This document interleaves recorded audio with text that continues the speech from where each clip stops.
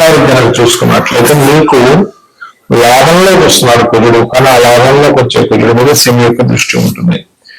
ధనస్థానంలో శని, లగ్నంలో రాహు, సప్తమ కేతువు, ఆలోచన స్థానము సంతాన స్థానంలో గురువు యొక్క సంచారం, శని కుజ ఎనర్జీస్తో వెళ్ళి అక్కడ ఉన్నాడు.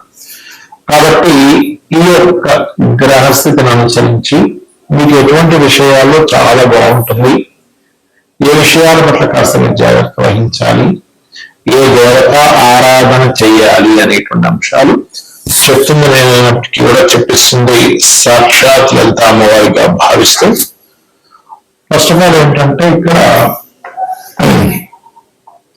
ఈ యొక్క గ్రహస్థితి ఏదైతే ఉందో ఈ గ్రహస్థితి ముఖ్యంగా మీకు లగ్నరాహు కొంత ఇమాజినేషన్స్, ఏదో జరుగుతుంది, ఏదో జరగబోతుంది, ఏదో చేయాలి, ఏదో సపోర్ట్ కావాలి అనే దీంట్లో ఉంటుంటుంది రాహు లగ్నంలో. ధనస్థానంలో శని, లాభంలో కుజుడు ఉన్నందుకు ధన లాభ స్థానాలు, ముఖ్యంగా లాభంలో ఉండే కుజుడు ఎఫర్ట్ ఎక్కువ పెట్టి లాభంలో సంపాదించాలి, ఆచారసనం గెలవాలనేటువంటి బలాన్ని ఇస్తాడు అక్కడ.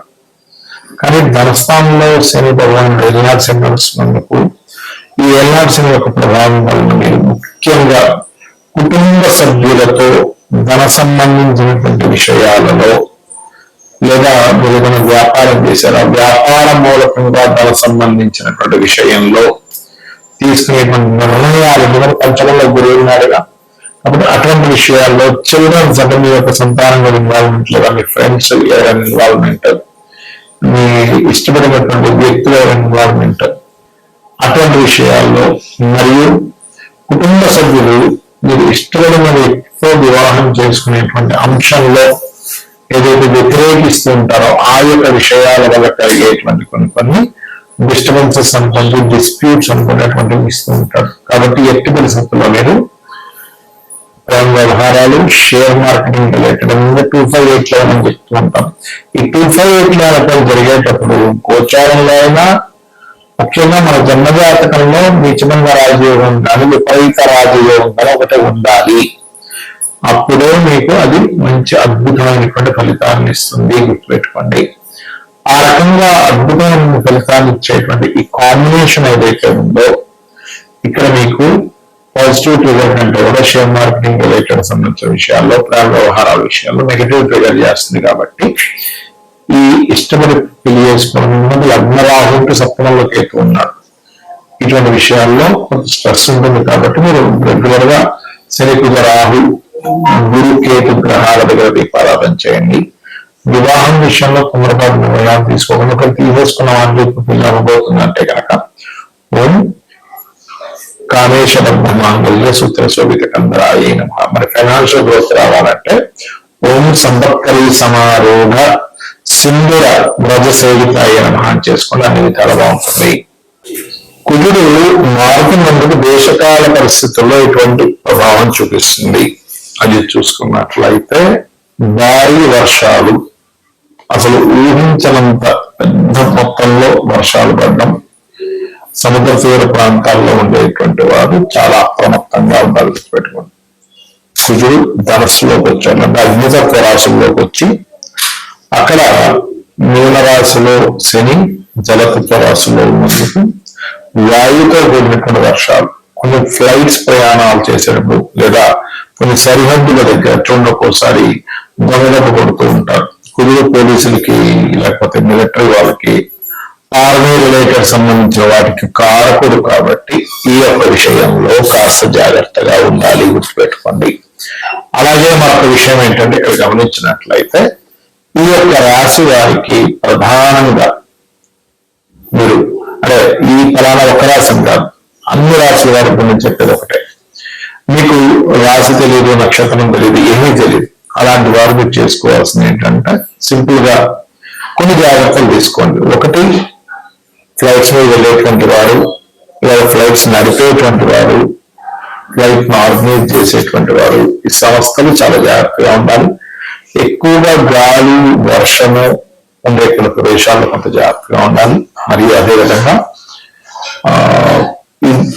అంటు వ్యాధులు అంటూ ఉంటారు, వైరస్లు అంటూ ఉంటారు, లేకపోతే రకరకాల ఇవి వస్తూ ఉంటాయి. అంటే నీరుకి గాలికి సంబంధించినటువంటి కొన్ని అంటువ్యాధులు వచ్చేటువంటి ఛాన్సెస్ ఉంటుంది. కుజుడు ఎప్పుడైనా ఈ రకంగా ఉన్నప్పుడు ఇది వీళ్ళు ఒక్క రోజుతో వెళ్ళిపోవట్లేదు. ఎందుకంటే శని ఆల్మోస్ట్ మీకు మీన రాశిలో ఉంటుంది. ఒక 1.5 year ప్రాసెస్ ఇదంతా చెప్పాలంటే.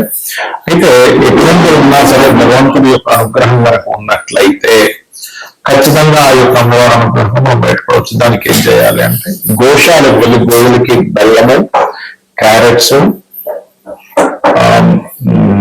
బెల్లం కూడా 4 ఉండల్లా తినిపిస్తూ క్యారెట్స్, వీలైతే అరటికాయలు 3 తినిపించండి. మరియు అదేవిధంగా చండీ పారాయణం కానీ చండీ హోమం కానీ ఎక్కడ జరుగుతుంటే వెళ్ళి చేసుకోండి, సరిపోతుంది. మరి ఈ గ్రహాలు ఏ గ్రహాల దగ్గర దీపారాధన చేసుకుంటే గ్రహ అనుగ్రహం కూడా ఉంటుంది అని చెప్పి చూసుకున్నట్లయితే శని, కుజ, రాహు, గురు ఈ 4 గ్రహాల దగ్గర దీపారాధన చేయండి అన్నమాట. మరియు ఈ గ్రహాల యొక్క ఇది ఇలా ఉంది అంటే దీని ప్రభావం ఇలా ఉంది కదా, దీని నుంచి మనం ఇప్పుడు ఫ్లైట్ ఎక్కుదాం అనుకుంటున్నాము. ఫ్లైట్స్ వెళ్ళేటి విషయాల్లో కొంచెం జాగ్రత్తగా ఉండాలి మనం చెప్పుకుంటూ ఉన్నాం చాలా రోజుల నుంచి కూడా. మరి దీనికి ఎట్లాగా ఏమిటి అని చెప్పి చూసుకున్నట్లయితే ఇంటి నుంచి మీరు బయలుదేరే ముందు ఒక్కసారి మీ ఇష్టదైవాన్ని తలుచుకోండి. అదేవిధంగా 12 రాసుల వారికి 12 రకాలుగా మీరు చేసుకోవచ్చు. అలాంటి మేషం వారు ఉన్నారు, గణపతిని, సూర్యుని లేదా నారాయణని తలుచుకోవచ్చు. వృషభం వారు ఉన్నారు, ఓం నమో నారాయణాయ అనుకుని బయలుదేరండి. మిథునం వారు ఉన్నారు, శ్రీమాత్రే నమః, అమ్మను నన్ను రక్షిస్తామనే భావనతో బయలుదేరండి. కర్కాటకం వారు ఉన్నారు, ఓం స్కందాయ నమః అనుకుని బయలుదేరండి. కర్కాటక లగ్నం అయినా పర్లేదు, కర్కాటక రాశి అయినా పర్లేదు. ఇక్కడ నేను చెప్పేది లగ్నమైనా రాశి అయినా సరే పనిచేస్తుంది. సింహం వారు ఉన్నారు, ఓం దత్తాత్రేయాయ నమః అనుకుని బయలుదేరండి. కన్యారాశి వారు ఉన్నారు, ఓం నమో వెంకటేశాయ. తుల, ఓం దుర్గాయ నమః, ఓం దుర్గాయ నమః లేదా ఓం కాళికాదేవి నమః. వృశ్చికం వారు ఓం కాళభైరవాయ నమః లేదా ఓం దత్తాత్రేయాయ నమః చేసుకోవచ్చు. ధనస్సు వారు ఓం లక్ష్మీ నరసింహస్వామి నమః అనుకుని బయలుదేరండి ఎక్కడికైనా బయటకు వెళ్ళేటప్పుడు. అదేవిధంగా మకరం వారు అనుకోండి, చక్కగా మీరు ఓం శ్రీమాత్రే నమః లేదా ఓం లలితాంబికాదేవి నమః అనుకోవచ్చు, లేదా ఓం లక్ష్మీదేవి నమః అనుకున్నా సరిపోతుంది. అదేవిధంగా కుంభం వారు పర్టికులర్ గా ఓం నమో నారాయణ లేదా ఓం వాసుదేవాయ నమః అనుకోండి. మీనం వారు ఓం రాజరాజేశ్వరి దేవి నమః అనుకోండి. ఇలా మీరు ఇంట్లో మనస్ఫూర్తిగా నేను బయటకు వెళ్తున్నాను తల్లి, లేదా తల్లి అయితే తల్లి, తండ్రి అయితే తండ్రి అనుకోని మీరు నేను సురక్షితంగా వెళ్ళి వచ్చే బాధ్యత అనేది నిన్ను పూర్తిగా నమ్ముకొని బయటకు వెళ్తున్నాను అనుకున్నట్లయితే ఇప్పుడు ఉండేటువంటి ప్లానటరీ పొజిషన్స్ ఏవైతే ఉన్నాయో, ఎందుకంటే శని కుజుడు పరస్పర వీక్షణ అంటారు దీన్ని. అంటే శని మీనరాశిలో ఉండి కుజుడు మీద దృష్టి ఉంది, కుజుడు ధనస్సు నుంచి మీనంలో ఉండే శని చూస్తున్నాడు. ఈ పరస్పర వీక్షణలో ఉన్నప్పుడు పర్టికులర్ గా జన నష్టం ఎక్కువగా జరుగుతూ ఉంటుంది. అది ఒక్కొక్కసారి బాంబు అనుకోండి, యాక్సిడెంట్స్ అనుకోండి, ఇట్లాంటివి ఉంటాయి. కాబట్టి అందరూ బాగుండాలనేటువంటి ఉద్దేశంతో ఈ యొక్క పరిహారం చెప్పడం జరిగింది. మరి కొంతమందికి ఎక్కడ విదేశాల్లో ఉంటారు, అక్కడ నవగ్రహాలు ఉండవు, కూర్చొని చక్కగా ధ్యానం చేసుకోండి, చండీ వినండి. ఇంకా మనకి ఎక్కడున్నా కూడా యూట్యూబ్ లో చండీ పారాయణం కొడితే వస్తుంది. చండీ చేయించుకోలేమండి, నాకు అంత ఇదిలో స్తోమత అనుకున్నా చండీ పారాయణం వినండి, చక్కగా అన్ని విధాలా మీకు బాగుంటుంది. ఆ యొక్క లలితాంబిక అమ్మవారి అనుగ్రహం కలగాలన్న స్ఫూర్తి కోరుకుంటూ శ్రీమాత్రే నమః.